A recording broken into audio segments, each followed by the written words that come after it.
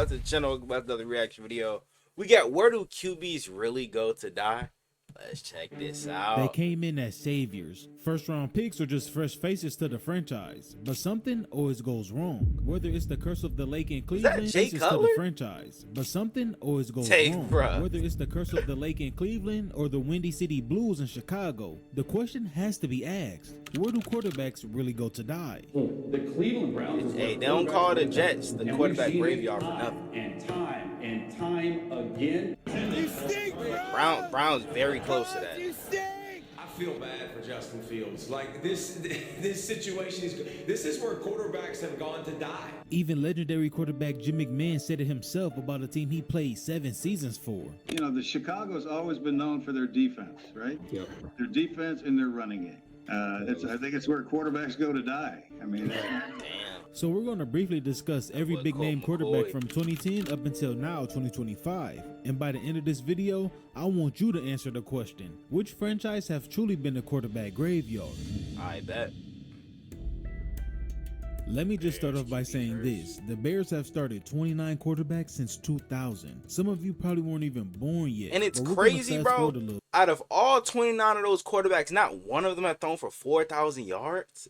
Bro, that is pitiful, nigga. In 2009, the Chicago That Bears is made what pitiful. felt like a franchise-altering move. They traded 2 first-round picks and quarterback Kyle Orton to the Denver Broncos for a gunslinger named Jay Cutler. The hype was there. Cutler was fresh off a 4,500-yard, 25-touchdown Pro Bowl season. For the first time since Sid Luckman, it felt like the Bears had a Cutler real wasn't deal even that quarterback. horrible. Couldn't be though. more excited. Now that I You look know, back at it. I'm here to help this team win and bring a championship back to Chicago. And in 2010, he delivered 3,200 yards and 23 touchdowns, and the Bears won the NFC North. Cutler led the Yeah, 'cause Bears he to a wasn't division that title bad. and a trip to the NFC Championship game. Bears But didn't know that what game to would be do his with him. peak and the beginning of the end. They ain't really Jay putting that connected much on just talent 6 of around him, for 14 real. passes for 80 yards and an INT before limping off with a knee sprain, and Chicago fell 21 of 14. This would be the last playoff game the Bears saw for a decade. And over the next Damn. few seasons, Jay faced a firestorm of criticism. His sideline demeanor was just horrible and was interpreted as everything from soft to selfish. Teammates questioned his leadership. He's the most enigmatic quarterback in the league. I mean, people are like, were there guys that thought he was a jerk? Champ And it's Bailey, not just guys in the locker room. Broncos He rubbed legend. a lot of people the wrong way. Jay Cutler just had this epic demeanor. Analysts described his body language as outright toxic, saying it gave off a "I'd rather be somewhere else" type of vibe.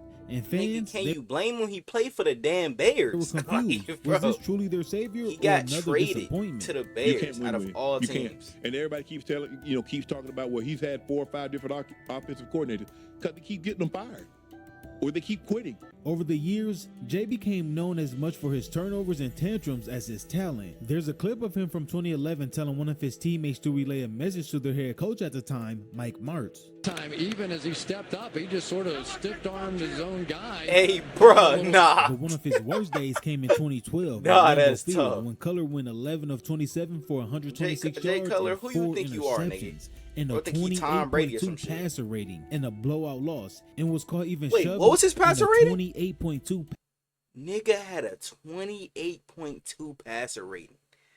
Oh my passer gosh. rating in a blowout loss, and was caught even shoving one of his Bruh. tackles out of frustration on the sideline. Despite having multiple offensive coordinators and setting nearly every franchise passing record, Cutler never returned to the playoffs. By 2016, the Bears had seen enough. He left as the franchise leader in yards and touchdowns, a stat sheet hero with no playoff legacy to match, just a 51-51 record and 1 playoff win.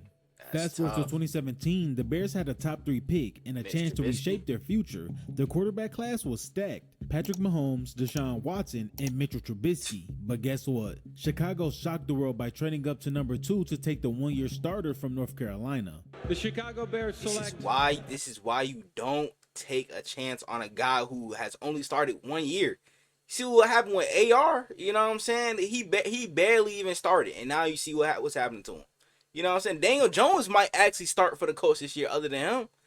Like, bro, Mitchell Trubisky. people gonna The realize. move gang. was bold and immediately controversial. Oh my God, no! No! Mitchell Trubisky, who I That never nigga heard of, by the hairline way, good, and boy. I don't believe that his Damn, resume Stephen A. mandates that you move up to get him with the number 2 overall pick in the NFL draft. And I'm going to give the But Bears the Bears, a they D really set him up to minus fail, over though. this indefensible. It wasn't all Mitch's fault. Move.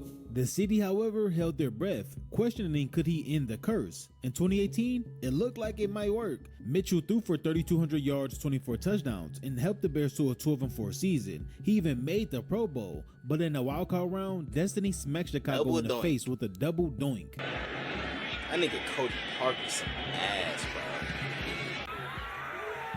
bro. He even struggled with the Chiefs too. The Bears If you're season's struggling with gonna the end on a Chiefs, double doink. like, under Andy Reid, bro. Cody Parkey's game-winning field goal attempt hit He the was never upright gonna make it and in this league, crossbar. bro. Fans froze at Promise you Soldier that. Field as the Eagles advanced 16-15. Trubisky's bright moment in Bear history turned to ash overnight, look at and Hicks, after that bro. low, the roller coaster never Yo. stopped. The next 2 years, his play wandered all over the place. He struggled with on-field vision, decision-making, and consistency. More offensive coordinators came and went, and the offense stagnated. He rallied 1 week and stumbled the next, never quite living up to the lofty number 2 pick billing.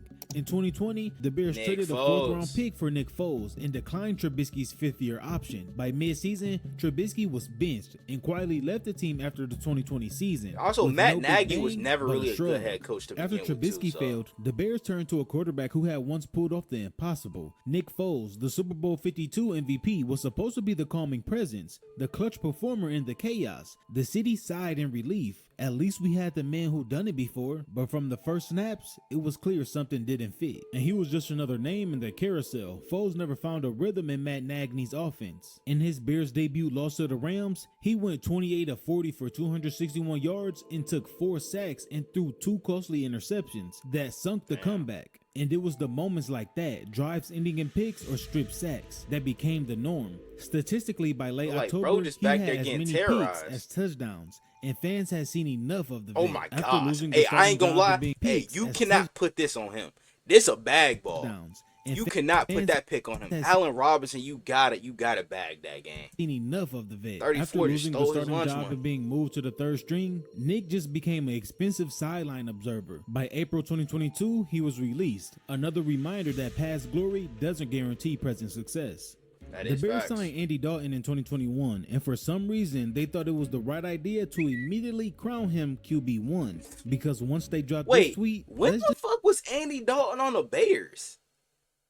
I do not remember say this it at wasn't all. received how they hoped. They was getting cooked on Twitter. There's no way the Bears social media manager isn't trolling. I'm not in the correct headspace to be trolled by the Bears tonight. Positive vibes only. These fools really went out and made the dumbest decision and probably announced it to the world. You know it's bad when people think they're being trolled, but no, the Bears are dead ass serious. He chose Trubisky in the draft. He moved up to get him ahead of guys named Watson and Mahomes. Now he's choosing Dalton, who he drafted. Yeah. This is a disaster. And every time Dalton touched the field, he was faced with a wave of boos and chants for his backup. So as you thought, Andy Dalton will continue to be out there. Again, the Bears fans a little restless, but this is Andy Dalton's football team. And Dalton started the season, but quickly lost his grip. After a 1-3 start, the Bears turned to the next guy. Dalton's role as a mentor was short-lived, and his time in Chicago was over by the end of the season. And his time in the Windy City was defined more by memes than moments. In 2021, the Bears had their own Cinderella story. Chicago traded up to grab Ohio State's Justin Fields at number 11 overall, convinced he was the unicorn quarterback who could scramble and sling. Justin arrived with highlight reels already made. He electrified the crowd with one-handed touchdown catches and Houdini-like escapes from sacks. He ran like a freight train too. By 2022, he became only the 3rd NFL quarterback to ever rush for 1,000 yards, joining Michael Vick and Lamar Jackson. Bears fans cherished those runs. Justin even scored rushing touchdowns in 6 straight games. The nigga had no weapons, had no good offensive line, had to constantly run for his life. What else did you want the nigga to do? Like, real spill. He had nothing. They gave this man nothing until his final year in Chicago when they traded for DJ Moore. And people forget that DJ Moore's best season is because of Justin Fields. So, you know what I'm saying? So, I feel like they really did bro dirty. So, I'm hoping this year the Jets can get something good out of him because he deserves to, you know what I'm saying, ball on the NFL, bro. He just never been dealt a good hand. streak by a quarterback since 1950. Yet, Justin also became the saga's sacrificial lamb. Week after week, people blamed him when the offense failed. Stat for stat, analysts showed Chicago's line was actually pretty good. ESPN ranked their pass block win rate 5th in the league, but Justin held the ball for a career high 3 seconds on average. That turned out to be the death sentence. By the end of 2021, he had been sacked 22 times in just 9 games. The play calling under Nagy lacked creativity and turnovers piled up. Despite glimpses of greatness, Justin never put it all together. By 2024, the Bears had seen enough. With the number 1 pick in hand, they traded Fields to the Steelers and hit the reset button once again. The newest chapter is just beginning, and all eyes are on the once-in-a-generation talent, Caleb Williams.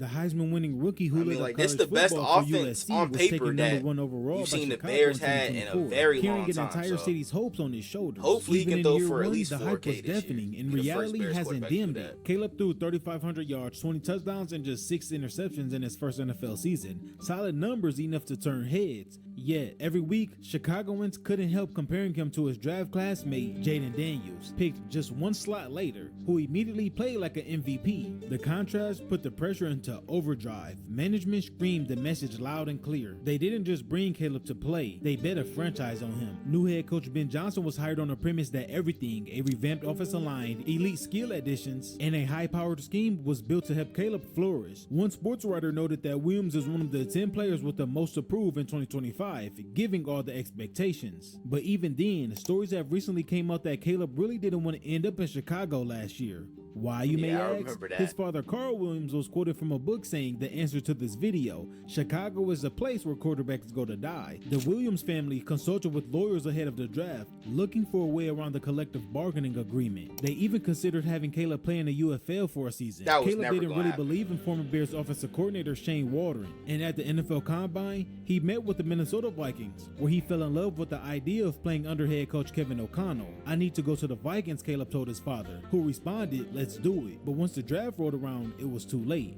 A gauntlet has been thrown. Every new O-line sign, every shiny draft pick seems to say Caleb must pan out. If he fails, it's not just a rookie jitter story, it's a saga continuing. For now, fans wait and watch. Chicago's curse is still unbroken, but maybe, just maybe, a generational talent is the coin flip that finally falls the right way. Only time will tell how chapter 1 of this story ends, but one thing's clear: the drama is far from over. Just when you thought Chicago had the NFL's monopoly on quarterback misery, there's another franchise that makes failure at the position look like an art form. Welcome to the Dog Pound, where quarterbacks go to disappear. This is the place where every new savior arrives to confetti and applause, only to leave in silence. Starting with Colt McCoy, who entered the league with toughness, heart, and a Longhorn-sized resume. A Heisman finalist and Texas legend, he was drafted in the 3rd round by the Browns in 2010. I really didn't think that he would be available to us. I really felt that he would go before we had a chance to pick him. But college accolades mean nothing behind a collapsing NFL pocket. Thrust into the starting role as a rookie due to injuries and desperation, Colt took beating after beating behind one of the worst offensive lines in football. This bottom picture is crazy. His most infamous moment came in 2011 when I James Harrison remember was that delivered hit. a hit so Yo. violent, it essentially changed James the NFL's Harrison approach didn't to give a fuck. concussions. And let me just plug this vid real quick. Oh, yeah, I because this react to highlight that. is I just a react to glimpse that. into how Steelers players really get down. But back to Colt, he clearly should have been done for the day. The God Cleveland damn. trainers cleared him to return almost immediately. What? And 2 plays later, Hold a up. clearly out of Hold up. They must not have saw the same hit we saw. to how Steelers You see your quarterback take this hit from James Harrison and decide, nah, let's allow him to go back in the game, bro.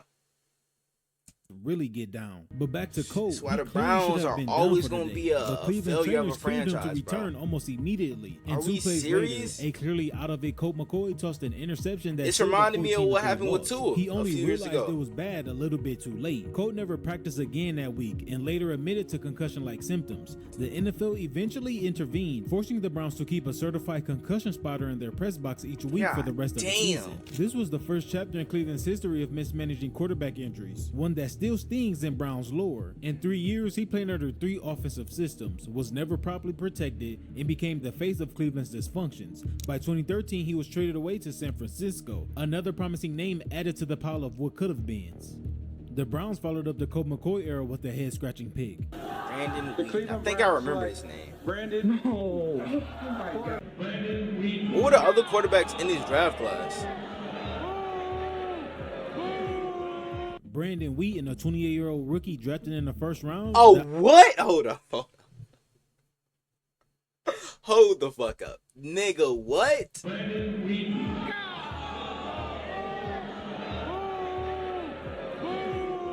Brandon Wheaton, a 28-year-old rookie drafted in 28, nigga, you pushing 30. You should be go ahead and starting a family game. And you just now heading into the draft?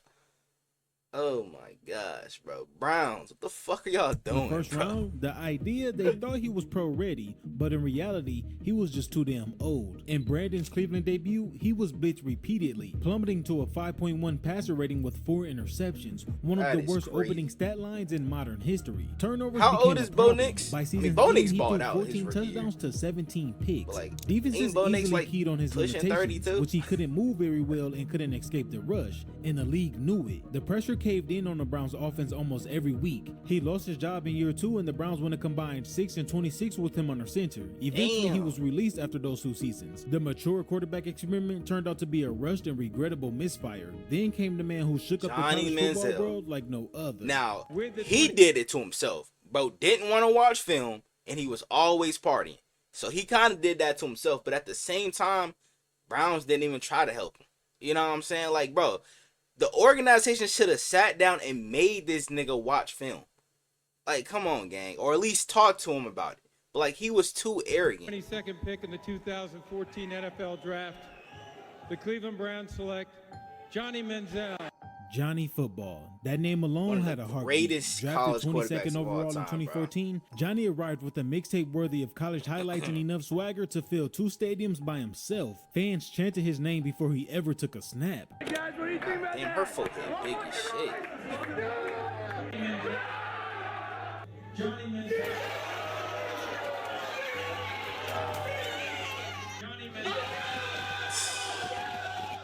But once the That's lights tough. came on, the performance didn't match the promise. Behind the glamour was a brewing disaster. Manziel missed off-season workouts, skipped rehab check-ins, and turned the team's city residence into a 24/7 party pad. Sports Illustrated reported that one day team security actually visited Johnny's home to check in on him I think after bro he was doing a no-show for OnlyFans now or practice some and shit. therapy. On the field, he was I saw a erratic, throwing just crazy 5 picture. touchdowns and 8 interceptions in 8 starts. He missed team meetings, got fined, and benched multiple times. And videos of him partying during bye weeks made more headlines than anything he did on Sundays. Last month, Johnny was benched after this video surfaced showing him partying during bye week. So the jury's still out on this one. By 2015, the And I ain't Manziel gonna lie, circus bro. finally L packed- friends too, bro. Cause if I was one of his friends, I'd have been like, bro, ain't you supposed to be watching film and getting ready for the next game and stuff like that? But instead, they egging this shit on, allowing him to party and allowing him to you know what I'm saying, miss practice and stuff like that.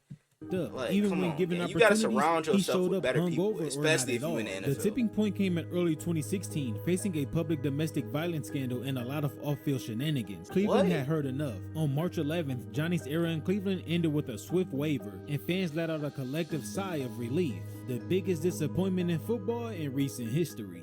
Fast forward a few seasons, Cleveland needed stability at QB1 Tyrod badly. Taylor. In March of 2018, they signed Ain't bro Tyrod with Taylor the to be a Jets bridge now? until their latest draft darling arrived. He was there to hold things down until they thought Baker Mayfield was ready, which he ended up starting 3 games. Then came week 3, a Thursday night football game against the Jets. Tyrod got injured. Baker came in and led a comeback win, and the rest was history. Taylor never started another game for the Browns, and he Tyrod quietly Taylor, he exited was after supposed the to be season. good, A bro. footnote in an ever-growing list of quarterbacks who passed through Cleveland without leaving a mark.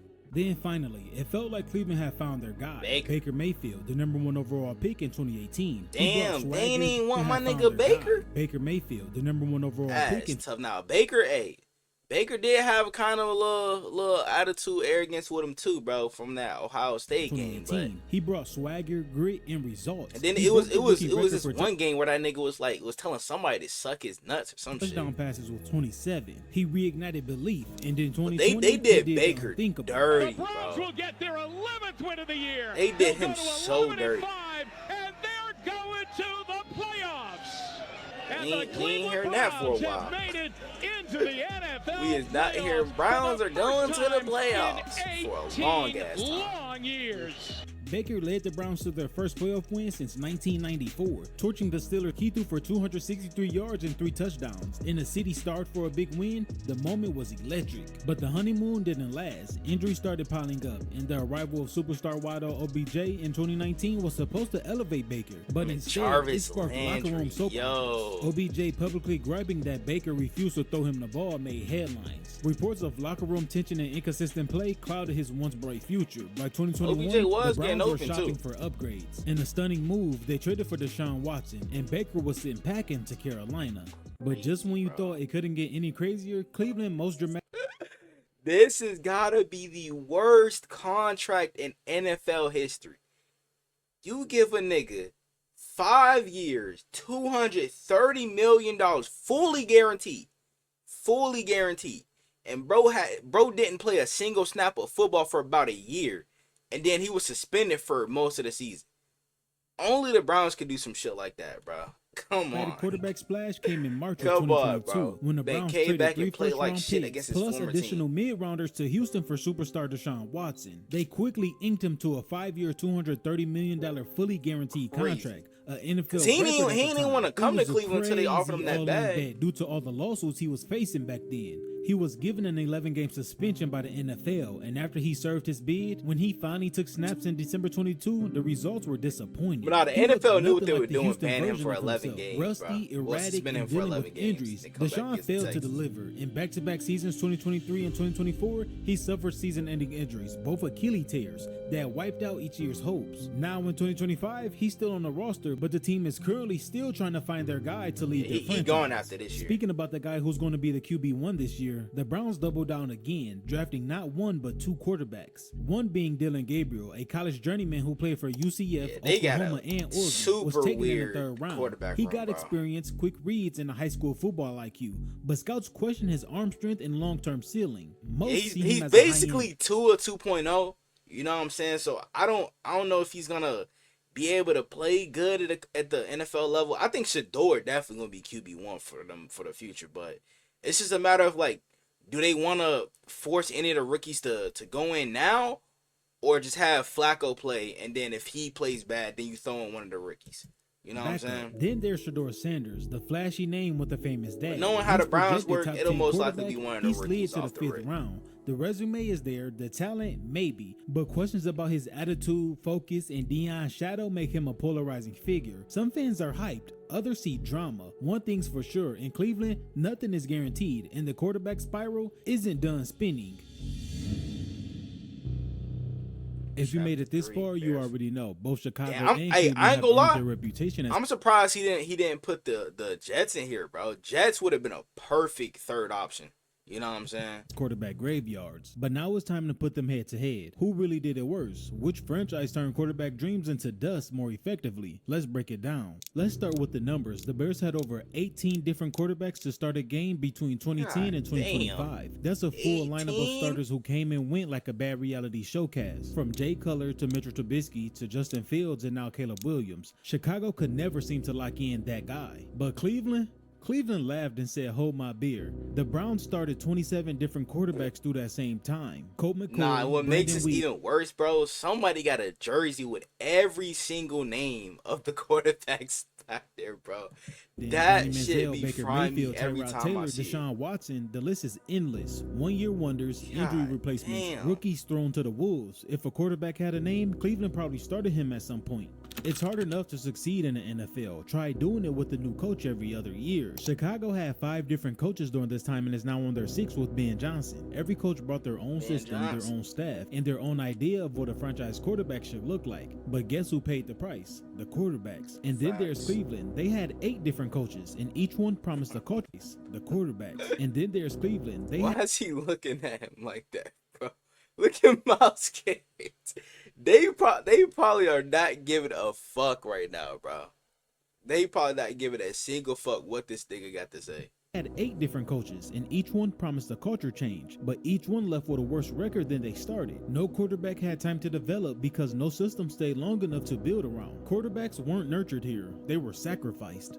And let's talk about the noise. Chicago fans don't play, booing Trubisky at Bulls games, chanted for Justin Fields while Dalton was still warming up, brutal. And the media isn't any softer. Chicago radio and sports TV lit up every quarterback misstep like it was a national scandal. But Cleveland might have perfected the art of the hype to hype pipeline. Johnny Manziel was treated like a king coming out of college. By the next year, he was a punchline. Baker Mayfield broke a playoff drought and still got ran out of town. But one thing's for sure, you can't build a house without a foundation, and both teams tried to build mansions on quicksand. Gosh, Justin Fields took 36 And meanwhile, this was his first preseason game. Without a foundation. His first preseason game. Oh my gosh, that nigga ain't even see this shit coming. Teams tried to build mansions on quicksand. Justin Fields took 36 sacks in 12 games in his rookie season. He was running for his life. The Bears' offensive line had been near the bottom of the league for years, and every young quarterback paid for it in bruises. Colt McCoy, same story. He was sacked 23 that's times the thing, in 8 games. If you want to build a great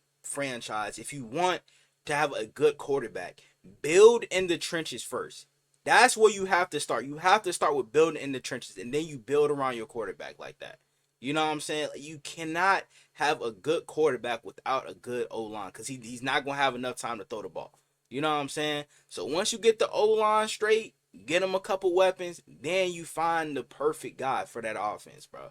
Other than that, you're not gonna find that guy, bro. Real shit. Cleveland drafted quarterbacks with no intentions of protecting them. The hits piled up, so did the injuries. No quarterback could truly shine when they were getting blindsided every Sunday. And finally, the heart of the issue, the front office. Chicago traded up to draft Trubisky at number 2, passed on Mahomes and Watson, then declined his 5th-year option and fired the coaching staff. That's a masterclass in how not to build a team. Cleveland said, watch this. They traded 3 first-round picks for Deshaun Watson with 20-plus civil lawsuits pending, gave him $230 million guaranteed, and now 3 years later are banking on 2 new only got rookies 2 to first-round make picks some next year shape. too. Both teams drafted quarterbacks for schemes that didn't last, hired coaches who didn't fit, and made decisions that left their young quarterbacks with 0 shot at stability. It's like trying to grow flowers in a hurricane. It's not gonna happen. So here we are. After diving into the wreckage of 2 franchises, watching tape after tape of broken promises, horrible pocket protection, and post-game pressures soaked in disappointment, it's time to ask the final question. So who wins the title of quarterback graveyard? Is it the Windy City or the Dog Pound? Let's be real, both teams have turned quarterbacking into a cautionary tale, but each city did it in their own flavor of dysfunction. It has come to fathers trying to protect their sons because they know that some franchises have killed that position. So who's worse? The Bears have been starved for quarterback greatness. The Browns have been stuffed with quarterback mediocrity. One city kept waiting for their prince to come. The other kept crowning imposters. In both cities, quarterbacks were expected to save the franchise with a cape stitched from busted protection schemes and fans' expectations. I'm gonna look at these comments right quick because I want to see if anybody said the Jets. Yeah, the Jets belong in this for sure, bro. Like I can't believe he forgot about the Jets. Arizona Cardinals. I feel like definitely the Jets. What other teams could you throw in this? Maybe the Titans. I guess. Because they haven't really found their long-term solution at quarterback. Ryan Tannehill, he was solid for them. Let's see. I'm trying to think of somebody else. Obviously, we know how bad Will Levis was. Hopefully Cam Ward is going to be that guy for them. But, you know what I'm saying? You never know. You never know what could happen. The Jags, you could possibly throw in this as well. T-Law hasn't lived up to the hype. Hopefully, he breaks out this year. But those just like a couple teams that you can throw in that. But Jets for sure, 100% got to be in this. But hey man, I want to know what you guys think down in the comments below. Y'all let me know what other NFL videos I'm to react to. Without further ado, I'm out. I'ma make them feel me, make them people when they show me. And if you don't know me, I'ma make sure that you know me. I hate to say it, but I really think I'm broke. But I know I'm chosen, I really know I'm chosen. I know I'm chosen. I was just lost a year ago, but now I'm focused. When good at sports, this microphone can be my trophy. Not taking drugs, I found a better way of coping.